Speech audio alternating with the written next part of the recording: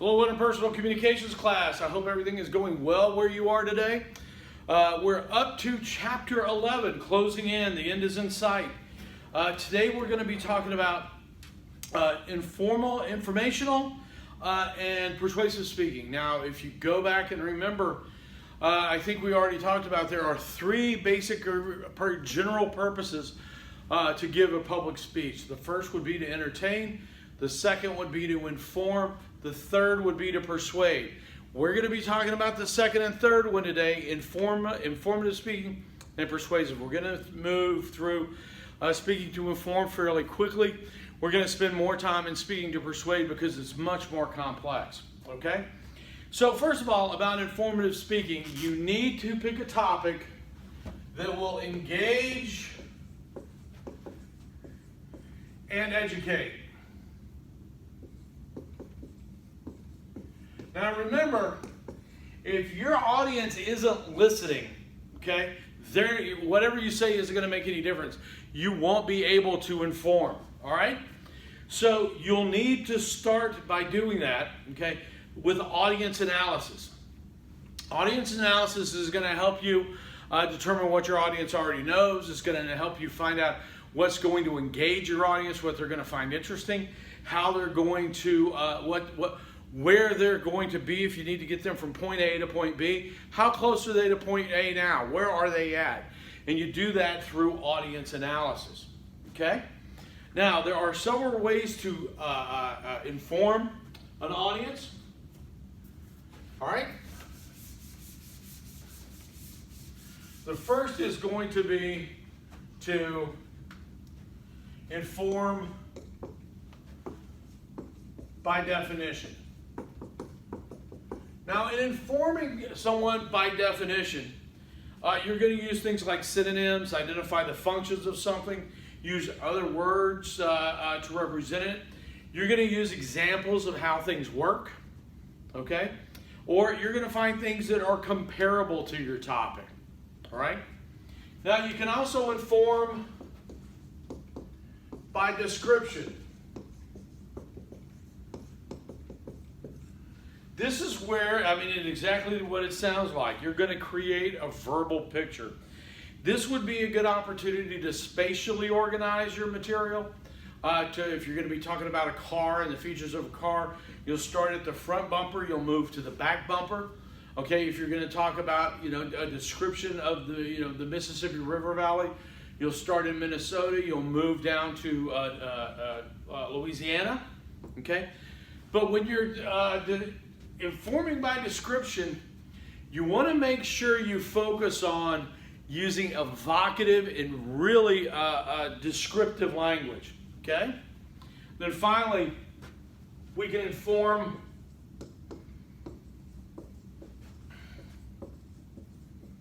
by demonstration. Now, in informing by demonstration, let me go over here and mess with these lights, see if I can improve this a little bit. We'll turn all the lights on, help it all. Okay. Let's see what that does. All right. Is that any better? I think you'll be able to see those. Okay. Informing my demonstration. That is where you give directions on how to do something. You don't necessarily have to do it yourself in front of the audience, but if that's an option, that always helps. Okay? Couple of key things. So you have informed by definition, informed by description, informed by demonstration, and they are all as obvious as they sound. A couple more things you want to do when you're trying to inform. Number one, avoid persuasion when you say you have an informative intent. Okay? It's okay to be persuasive. Persuasive speeches are a speech we give often. But what you need to make sure you avoid is if you tell somebody you're going to be informative, but you turn out to be persuasive, you have a great chance of alienating your audience and not achieving either your informative or your persuasive intent. Okay?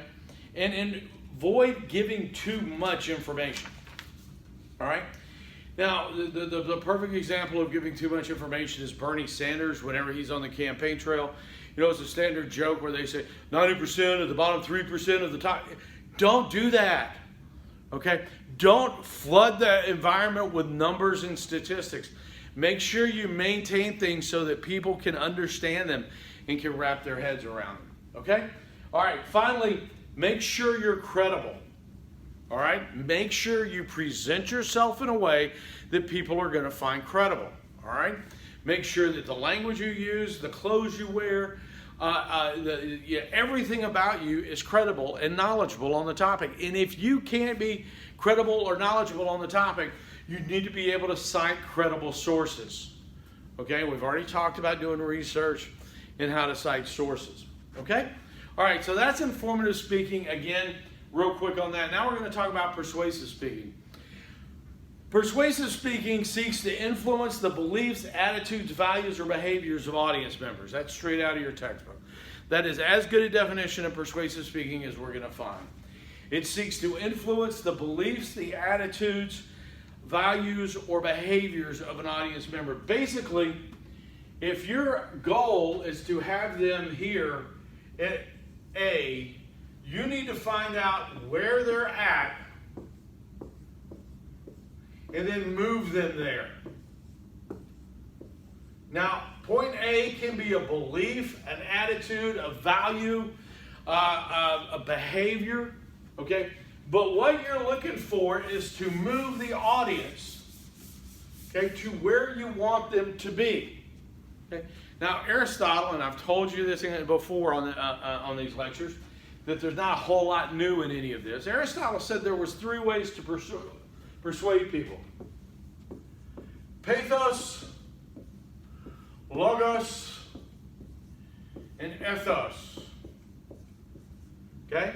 Pathos is an appeal to emotion. All right? That is when you just simply try to convince someone on purely emotional means that they need to change their attitude, belief, or value. Okay? The one that you always see on TV, it always shows up, it seems like in a football game, is commercials by the SPCA, the Humane Society. Nothing's going to be more of an emotional appeal than seeing a dog that's not being treated well or a cat that's not being treated well. Okay? So pathos is an appeal to emotion. Logos is an appeal to logic with the use of logic and evidence. That's where you structure a reasonable argument based on sound facts and present it. Very simple. Ethos is an appeal to the credibility of the speaker.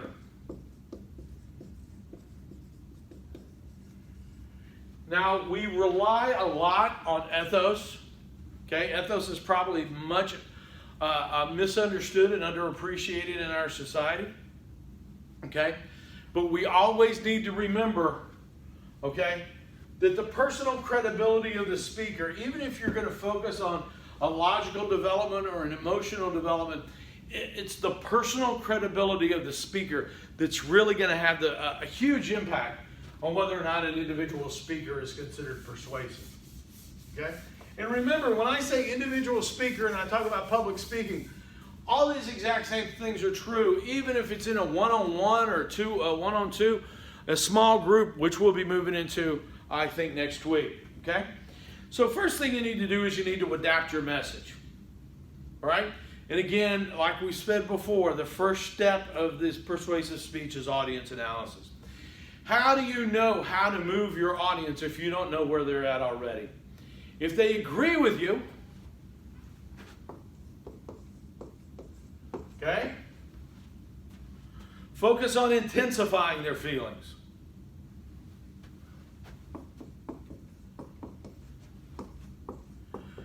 Focus on the intensity of their feelings and making them feel stronger, making them more likely to become engaged and active.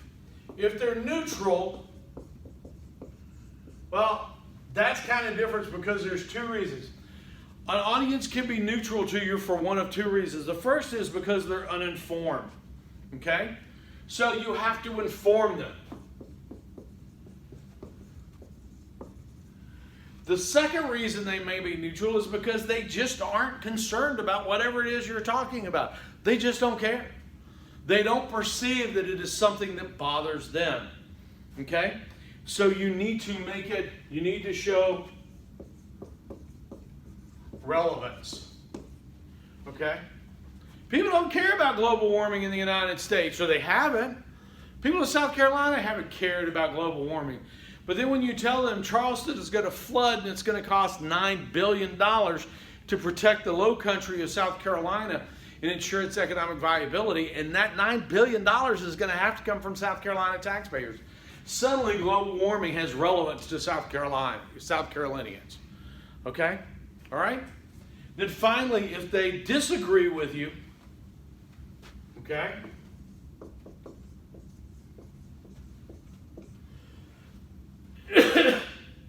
you're going to have to change their minds. All right? And that will change minds. And the single biggest thing impacting that is going to be your credibility. All right? So if they already agree with you, you're going to work on intensifying those feelings. If they're neutral, it's because they're uninformed and you're going to inform them, or it's because they don't feel that it concerns them, so you're going to have to prove relevance. Now again, if they disagree with you, you're going to need to change their minds, and that is going to be based on your credibility. When you're addressing an audience that disagrees with you, don't be afraid to talk about it.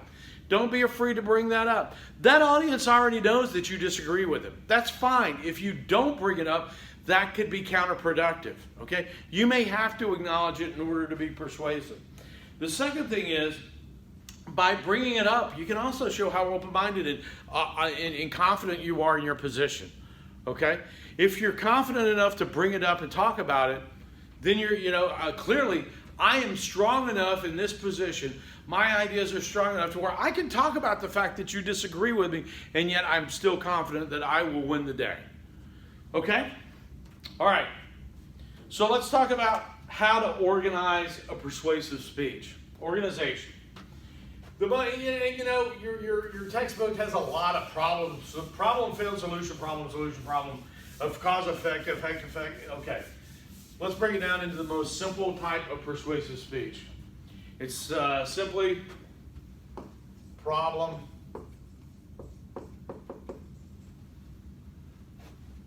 solution. All right? It's real simple. You give a problem, and then you show a solution. Okay? The problem is always going to have two parts. First is the cause.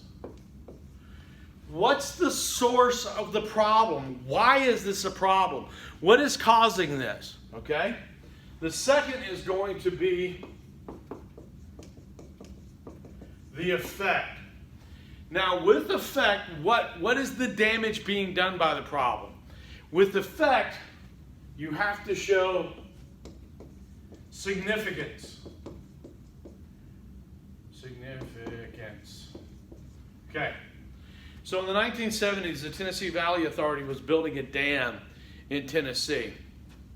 And there was, just as they were beginning to throw the switch and shut off the water and create this lake, they found an environmentalist found a little fish called a snail darter. It's about that big.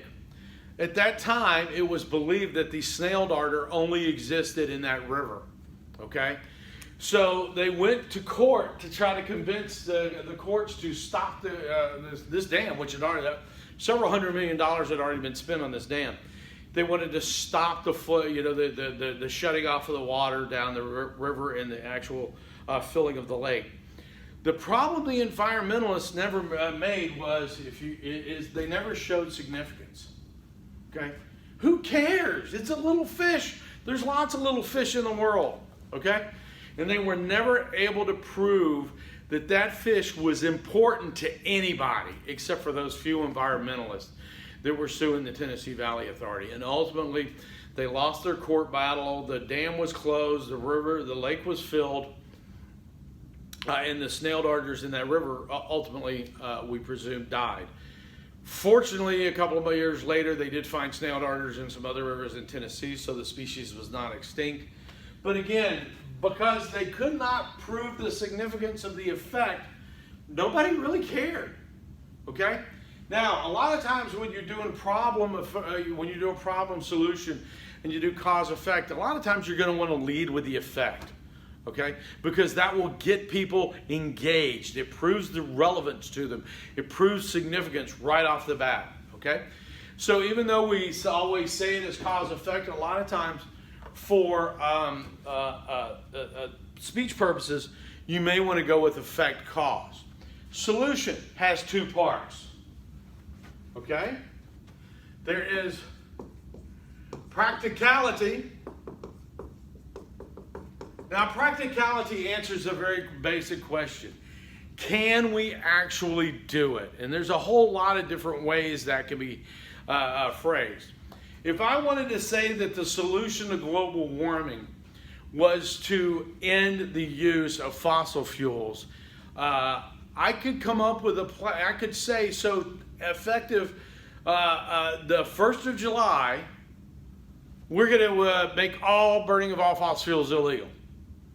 Can I say that? Yeah, I can say that. Saying stuff is easy. Is that solution practical? No, there's no way we would ever be able to do that. Okay? What if we wanted to say that all medical, everybody, well, let's not go there. Well, yeah, let's say it.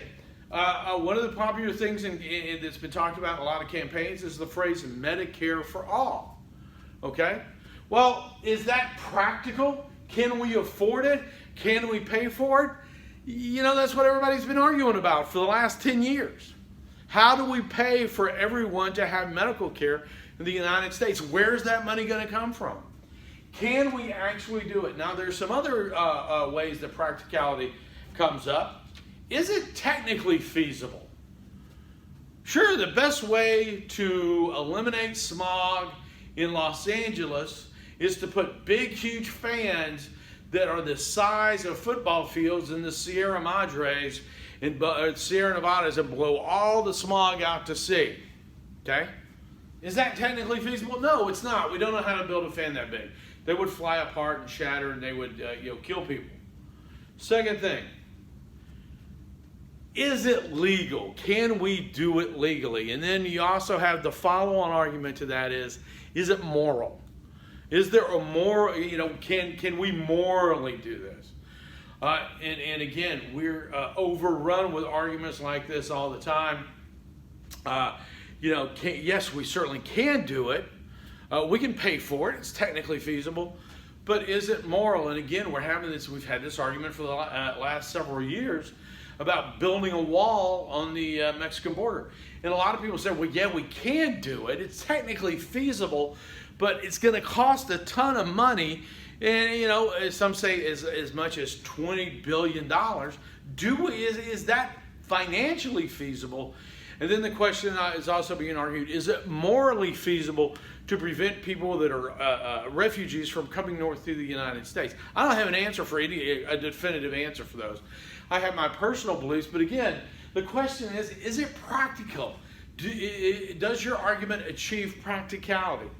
The second thing that a solution has to have is efficacy. And what efficacy means is it going to solve the problem? Okay? And again, if we go back and talk about the border wall, the question is, and most people are saying, hey, even if you build the border wall, the drugs are still going to come into the United States anyway. Is that the most effective way to solve that problem? You have to convince people, if you're going to be persuasive, you have to convince people that, yeah, this is the best way to solve the problem. It will be effective, okay? A lot of times what you're going to see, so you have a problem with cause and effect has always got to show significance. Then you're going to have the solution with practicality. Can we do it? And efficacy, will it fix the problem?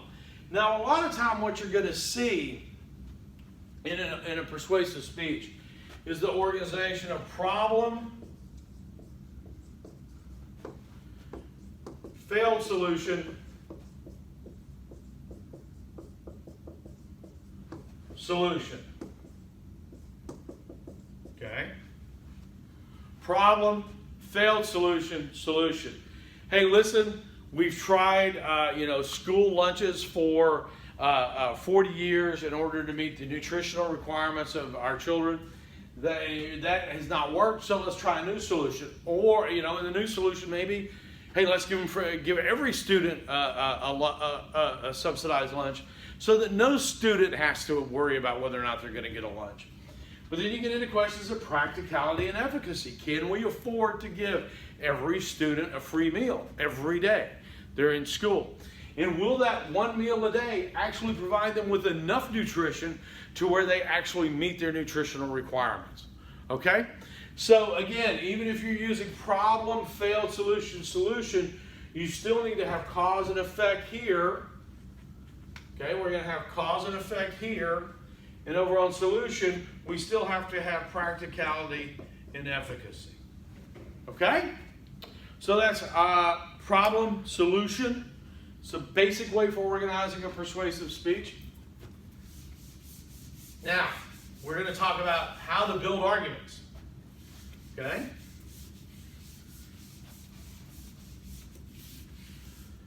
The first argument we're going to talk about is inductive reasoning.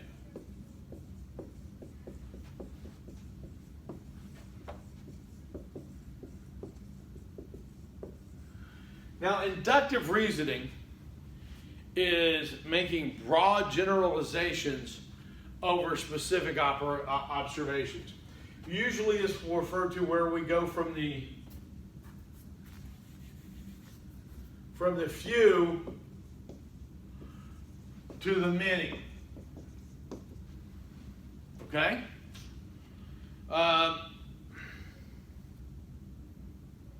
You have some basic data and you draw conclusions about a broader group when you see the data. Okay?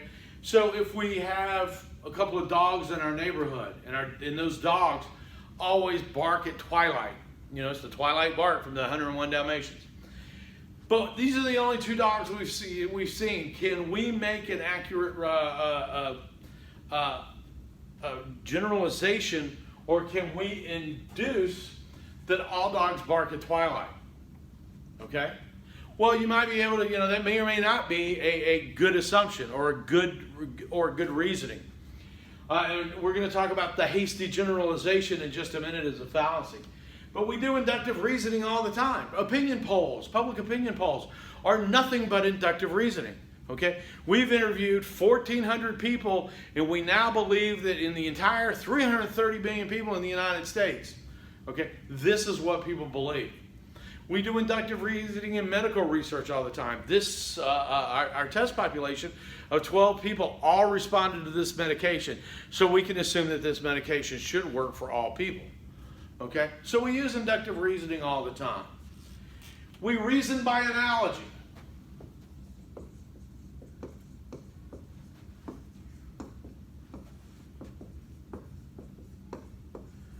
In reasoning by analogy, you go from the one to another one. It's a one-for-one correlation. Okay? Perceived similarities are used as a basis to infer some further similarity that has yet to be observed. Okay? If A and B are similar on characteristics 1, 2, and 3, we can say they are similar on characteristic number 4. Okay? That's an analogy. All right? If this treatment was used on this ailment that Bob has, we can assume the same treatment will work for this ailment that Jim has. Okay? We use that all the time. Here's the problem. When we infer characteristics based on a too small a sample, hey, because Bob is lazy, we can assume his brother Jim is lazy. We don't know Jim. We don't know what he's like. Okay? That's very similar to the hasty generalization, which we're, again, going to talk about in a minute. Okay? Then we finally have deductive reasoning.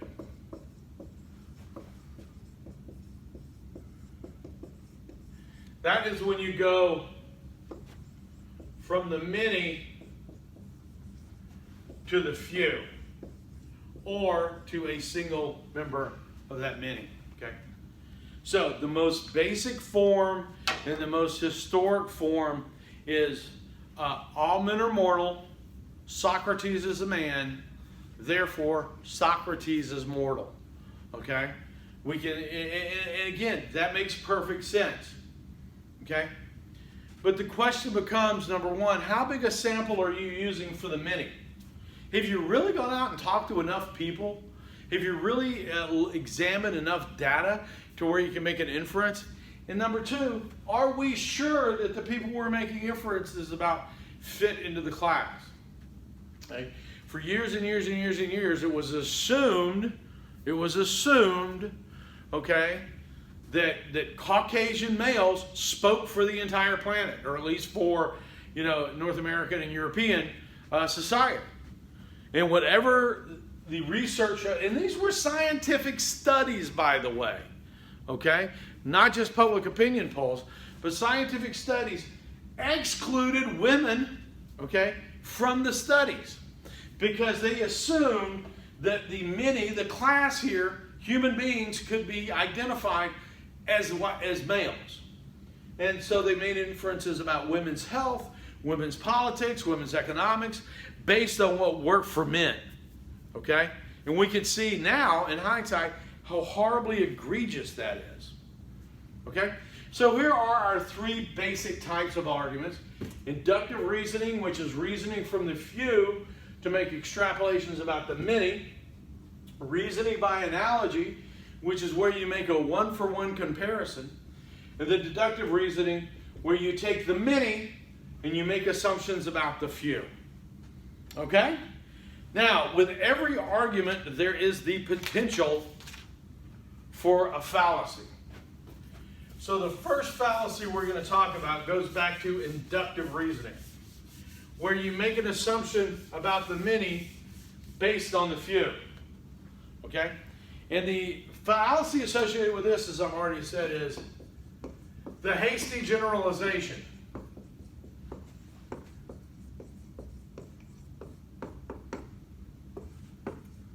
The hasty generalization. In the hasty generalization, where it happens in inductive reasoning, when we don't have enough observations of the few to really make a statement about the entire class. Okay? The first apple I took out of this box was rotten. Therefore, I will believe all apples in this box are rotten. Well, there's 100 apples in that box. Okay? You don't have any real reason to believe that any more than that one you picked up was rotten. Now, I may pick up 20, and if all 20 of those are rotten, then I can begin to make assumptions about the entire box.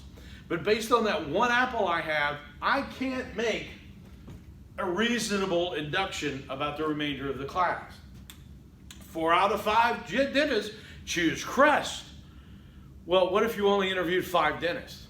Does that tell you enough about the entire class of dentists for you to make that reasonable inference or that reasonable induction that all 4 out of 5 or 80% of all dentists approve this brand of toothpaste?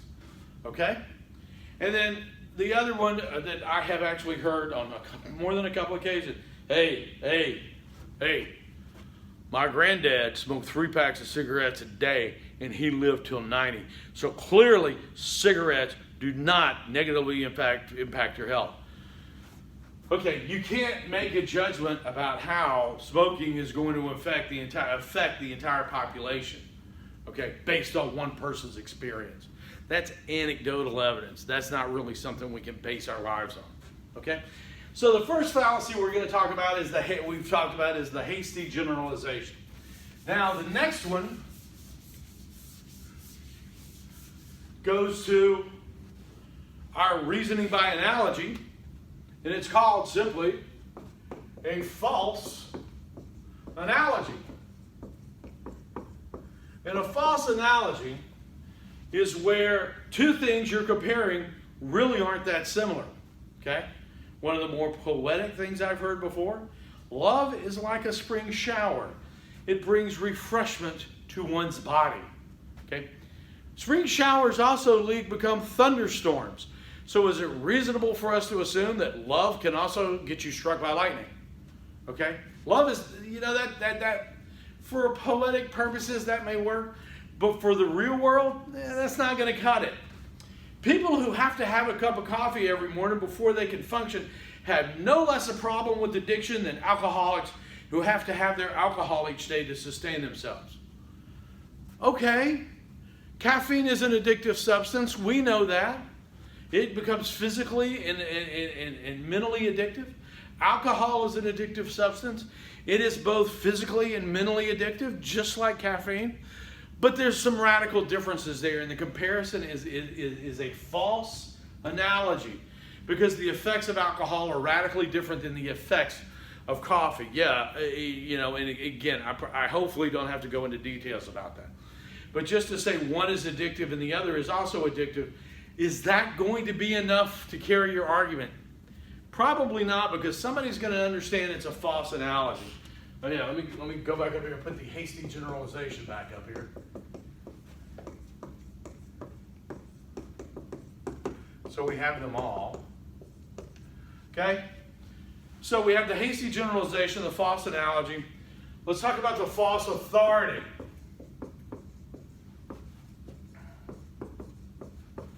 So a couple of years ago, I saw Channing Tatum weigh in on a Senate race in the state of Alabama. Now, what is Channing Tatum's authority for doing that? Well, okay. I mean, he's got great abs, I guess. He actually lived in Alabama at one point. But is Channing Tatum an authority to speak on political issues? Is Toby Keith, who also occasionally weighs in on political issues. Okay? What makes Toby Keith and Channing Tatum, both very famous people, authorities on anything? Okay? This whole idea has given rise to a whole new sort of a job title that didn't even exist until a few years ago, called the influencer. All right?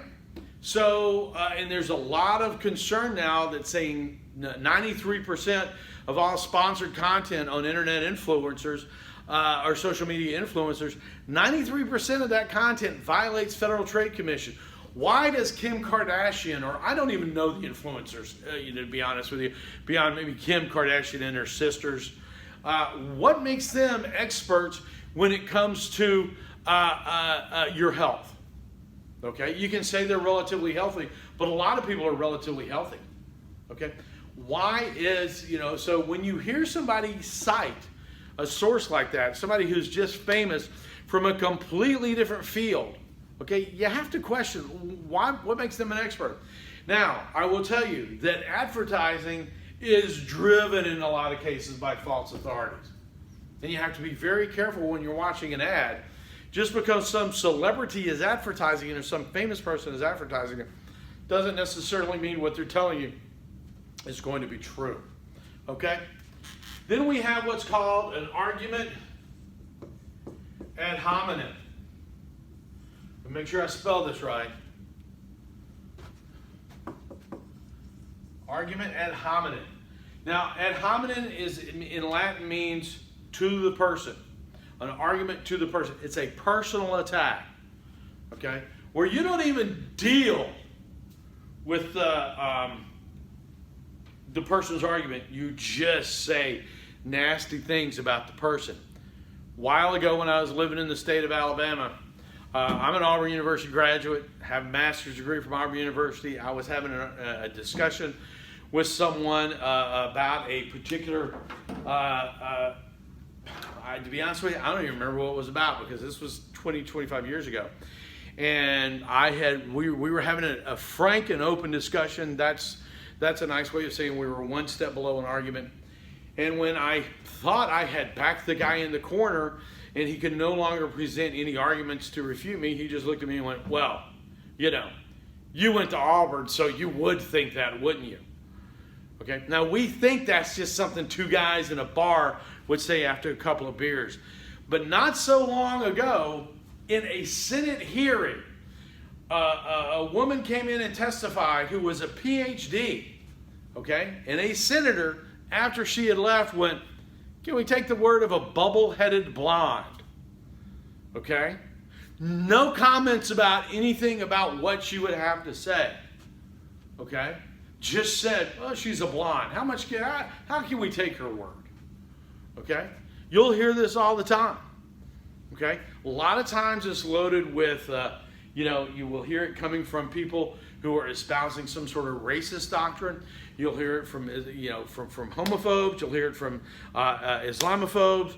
You'll hear it from people that just, hey, dude, you can't tell me that. You're fat. Okay, what does that have to do with anything? We're discussing economics. Okay? A lot of times people will use an argument ad hominem, okay, just because they don't have anything else to say. So they'll start attacking the person. And yes, I've had people that when I was in a discussion with them would look at me and go, yeah, well, you're bald.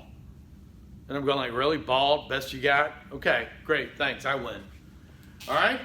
Then the last is an appeal to tradition.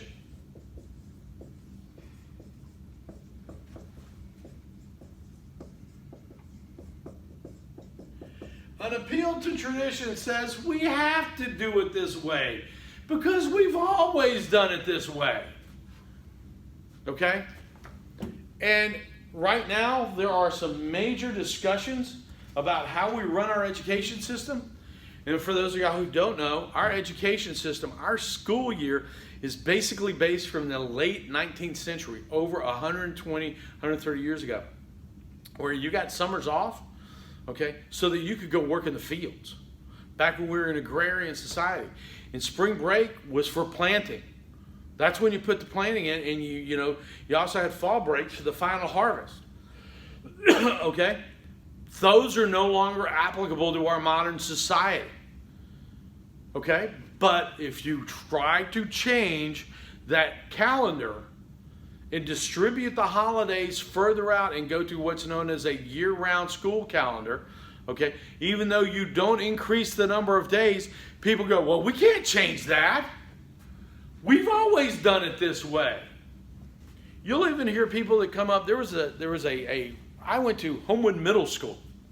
Okay, Homewood Middle School wasn't created until the mid-1970s.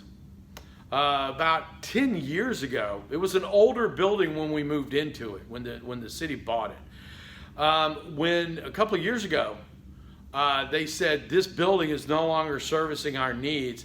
It's going to cost us more to repair it than it is going to cost us to build a new building. So we are going to build a new middle school. Okay? People went bonkers. Because even though that had only been a middle school for like 30 years, people went insane. It's always been Homewood Middle School. You can't move it out of that building. Well, yeah, not only can we have to. Okay?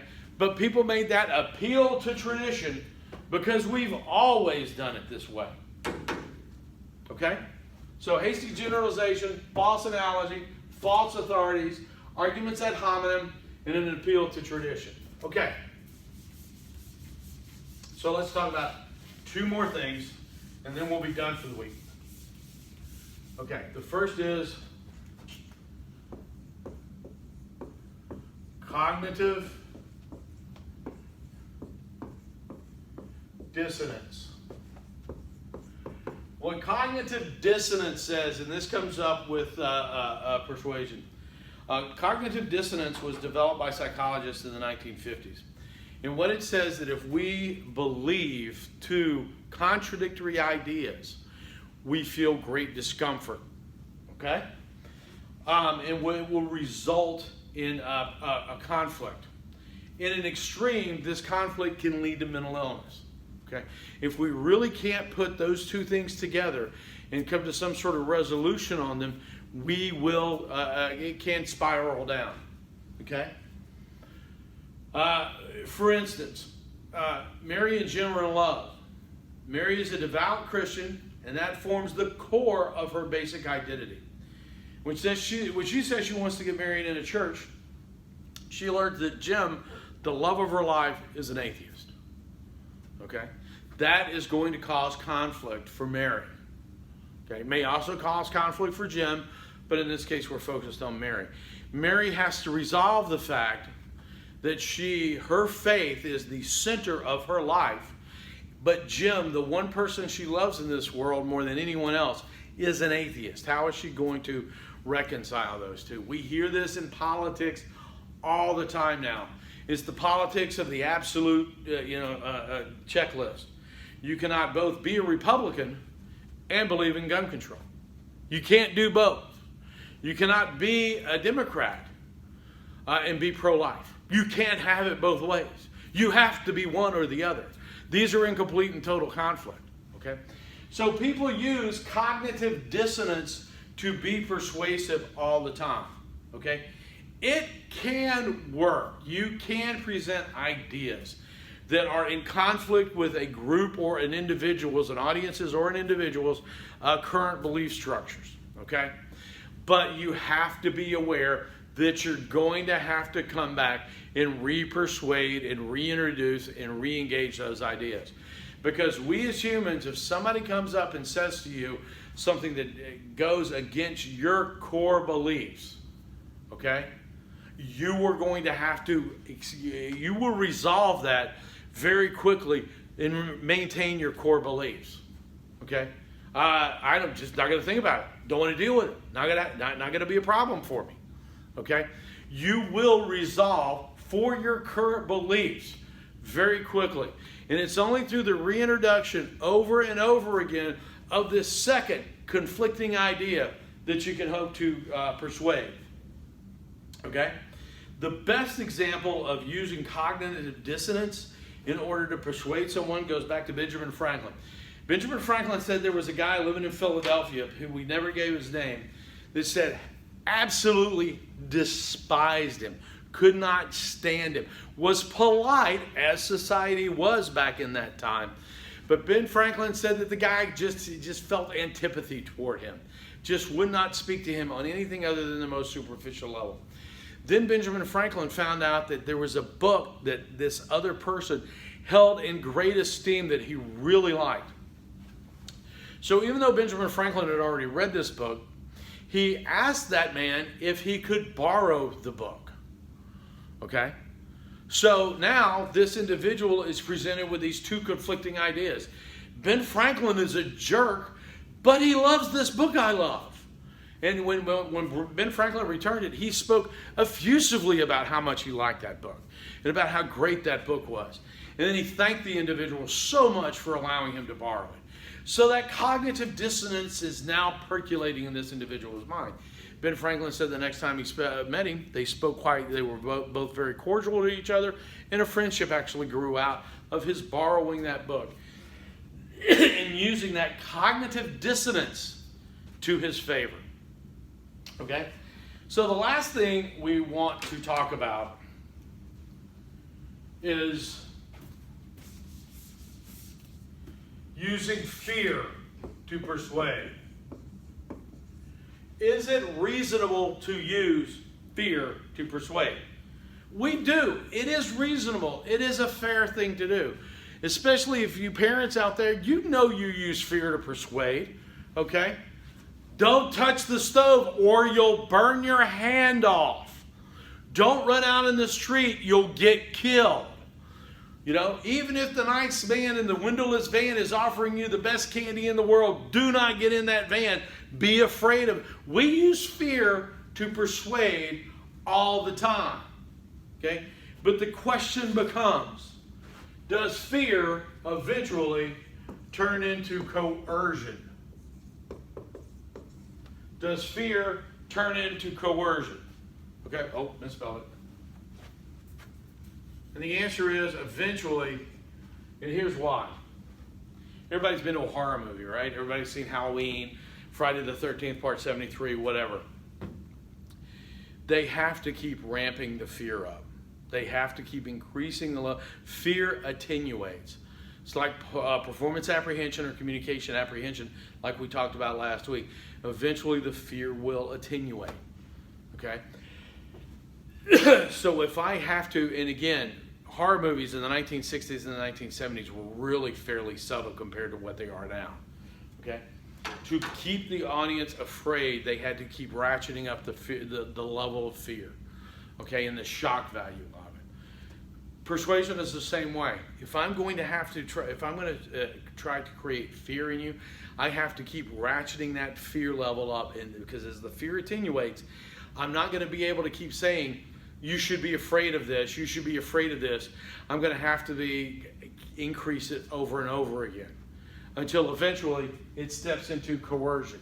Now, if someone, let's say this marker is a gun, someone walks up to you and says, give me all your money or I'm going to kill you. Is that person persuaded you? No, because you don't have any free will on that point. It's that or you die. That's coercion. Okay? So you can ratchet fear up to the point where you're threatening people. If you don't do this, if you don't go along with me, this horrible, horrible thing will happen to you. They're not acting of their own free will. They're just acting out of fear.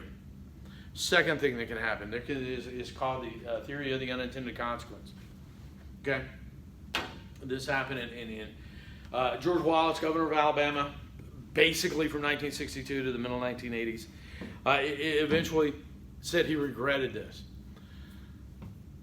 From the time he started running for governor in the 1962 election, which he started in about 1960, 1959, to the time well into the 1970s, George Wallace ran arousing fear in poor white Alabamians that they had to fear African Americans getting the vote, African Americans getting economic liberty so that they could pursue jobs and they could earn a better way of life. They had to fear segregation in their schools, okay? And some of it was the most heinous things you ever heard. If we segregate the schools, clearly African Americans are going to be raping your daughters. I mean, that was said explicitly. Well, what happens when you spend 15, 20, or in this case, he was on the tail end of about 100 years. What happens when you spend 100 years generating fear and then someone finally says, you know what, we don't buy the argument anymore, we're going to segregate your schools, okay?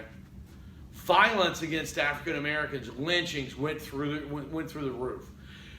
Violence, because I don't think, and again, growing up in Alabama in the 1960s, I don't think the average person that was engaged in that they were just afraid, and fear turned to violence.